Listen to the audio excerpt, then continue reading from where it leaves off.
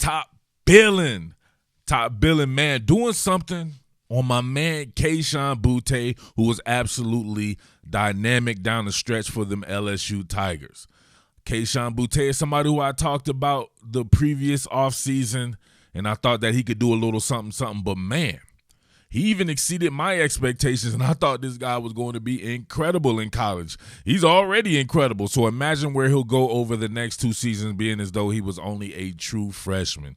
6 foot, 185 pounds, has that severe track speed. He has that no doubt speed, right? There's no doubt about it that when he's running and you're running against him, you can't keep up. And he is that fast, that explosive, but he's also pretty polished for a receiver with that type of athleticism, and that's something that I'll get into here in a little bit of a film study, right?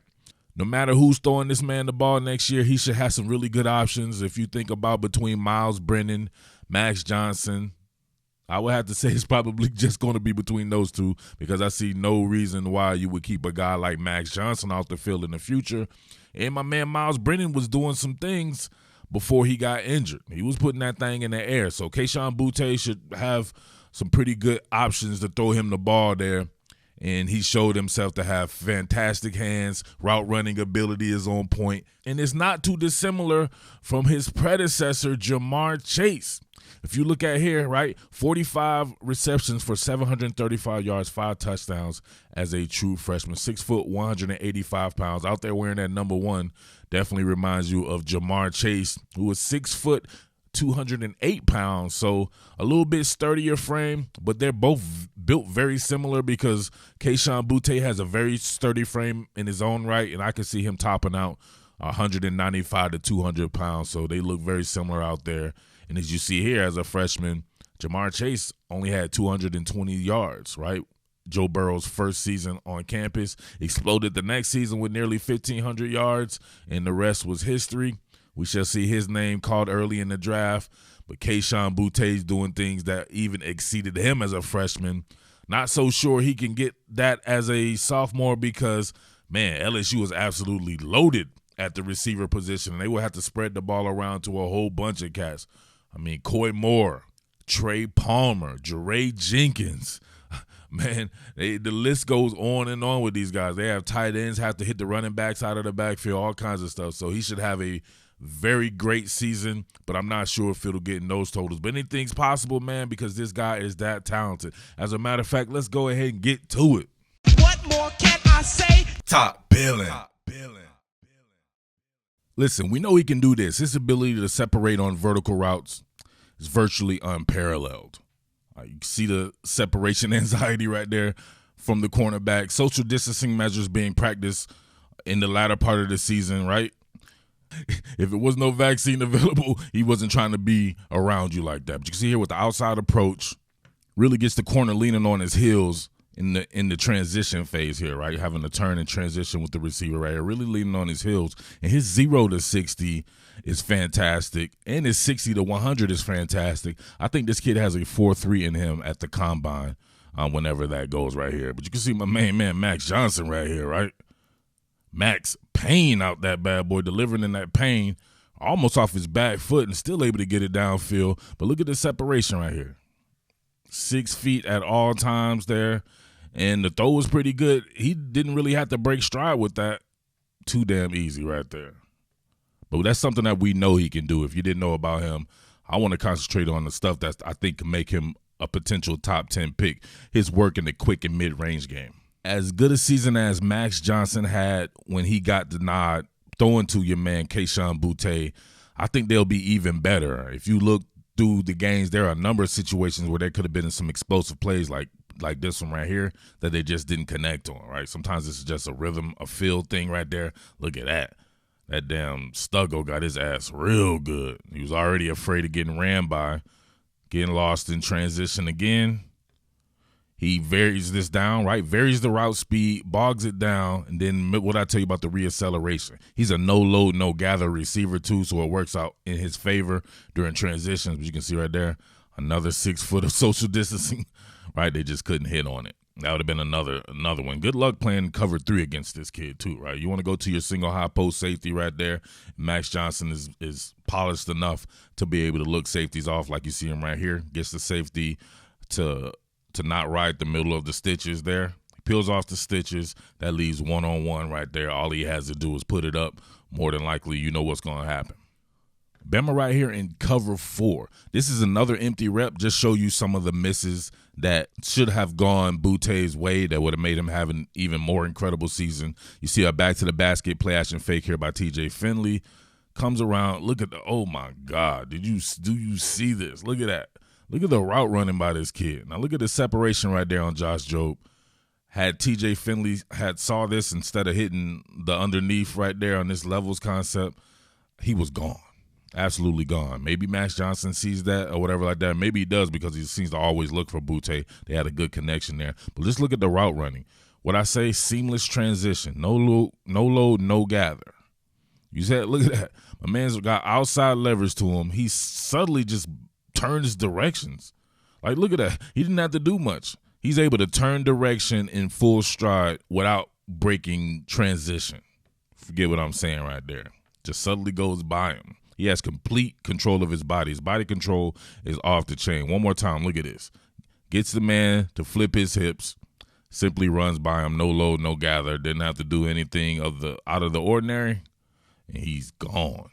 If only Finley had saw that. Any route where it looks like he's going to push it vertically is scary for this kid. You can see him here. Remember, he's always towards the boundary. Look at the curl route. And he works back towards the quarterback to cut down on time and distance. And, what's this? Oh, no, I can see it coming. Here we go.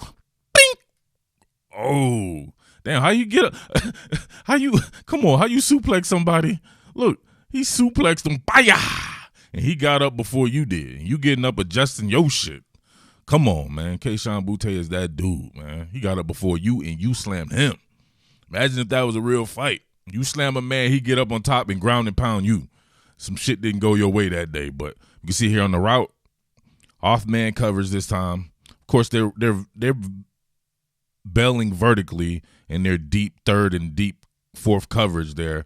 But if you can see right there, pushes it vertically. Look at the transition. Finley does a good job here. He could have got it out a little bit earlier, but it doesn't matter because my man works back to the ball, and he gave himself enough room to work back to the ball with the sticks there. Natural hands catcher. You know what's up. In the boundary again, so nice he had to do it twice. This time didn't run as solid of a route to push it beyond the sticks there. Work back to the ball. It still showed me something, right? Even though this wasn't a first down, it was a good route from the standpoint that he did work back to the ball. Usually you have to fight back to the ball like this when the ball comes out a little bit late. TJ Finley just late. I'm not sure if he doesn't want to make a mistake or something like that, but he has to let the ball fly and be able to read a tell, some type of body language to know that he's coming out of his transition there. But he has to work back to the ball because it's pretty sticky coverage here by Josh Jobe. So his ability to catch in traffic with people draped all over him, it's very good, right? That's the mark of Jamarr Chase. That's what makes Jamarr Chase to me. A lot of Jamarr Chase's shit was in even exchange situations, and he always excelled. It seems like 9 out of 10 times it was no longer a 50-50 exchange. It was more like a 90-10 or something like that when the ball was in the air with him. Always remember, this is not a highlight channel. This is a film study. So some of these stuff is not germane to what I want to see to be able to know the makeup of a player, and this is pretty much one of them. You get a cat blitz there, busted coverage. You see Dylan Moses right here pointing like, oh, you need to be over there. Yeah, somebody need to be over there. And if you get this man in the open field, what's that, 25 yards or something like that, you're not going to catch him with 90 yards, definitely not with 25 yards. He's off to the races. Jordan Battle couldn't catch him. And, of course, I remember that. Yeah, that was not good. He was lucky they didn't review that. He dropped that before. Damn, I didn't even remember that. Yeah, totally dropped that before the pylon right there, but they didn't call it there. But you can just see the explosiveness of this kid. Boundary work. Quick game action here. No load, no gather. Look at the transition, right? Double caught that, though. Had to dock a little points for the double catch, but it's all good. He completed it. But what I say about no load, no gather, that you get Jerry Judy's, Calvin Ridley to a certain degree, even a little bit of my man Justin Jefferson, who I said was what? I want my apologies. I said that man was equally as good as Jamarr Chase, and I thought he was the best one last year. but that's just me. So whatever, right there. They're both going to be great. So not everything needs to be a competition. But Justin Jefferson is that dude, like I said. He killed it in the NFL. But look at the no load, no gather right here. Going against the two-hand jam here. Doesn't have to bog down. He's got the ability to quickly transition and get back up to speed real quick. You know why? Check this out. Just check out the footwork right here. He'll take more choppier steps. Like, look at the choppy steps right there. That is some good footwork. That's like going around the cone. Just like going around the cone right there. Took his eye off the ball right there.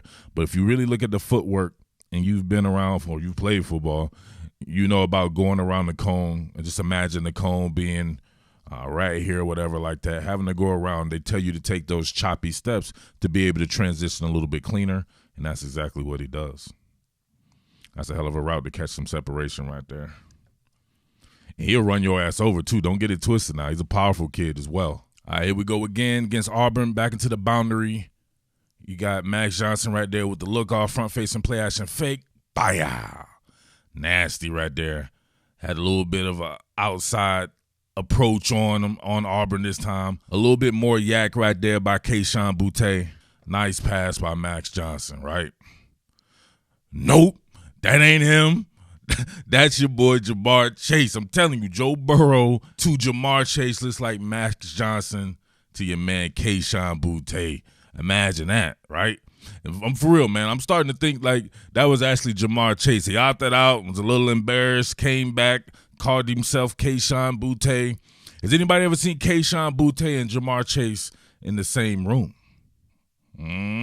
Somebody find me some pictures. Until further notice, I'm saying that Jamarr Chase came back and just changed his name. He didn't even change his number. He could have been really creative and changed his number, but now he just changed his name. But, all right, man, there you have it. Your boy Kayshon Boutte. I'm going to have to cut it short right here because I want to come back, right? I was going to do Max Johnson first. I'm going to have to come back with some Max Johnson stuff. And, of course, Kayshon Boutte will be all over that. So it'll be a little bit redundant there, so I didn't want to use some of the stuff, but we shall see, all right? Many have asked me why I stopped doing LSU content. That's because you fools are disloyal. Straight disloyal. I mean, I put your team on the map 6-7 months before the season when they won the national championship game. Nobody talking about LSU. I did all that LSU content telling everybody how great they were going to be, how they were going to take that next step, get past Alabama and all this, and how great Joe Burrow was going to be and these people and that people.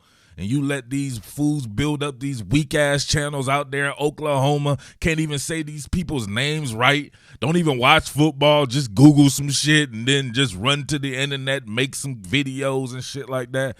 Straight disloyal. So there's your answer. You wanted to know? The market don't make me. I make the market. So they can have that shit, right? I'll just do my own thing somewhere else, baby. I like to be in my own lane. So everybody think they got to do what I do.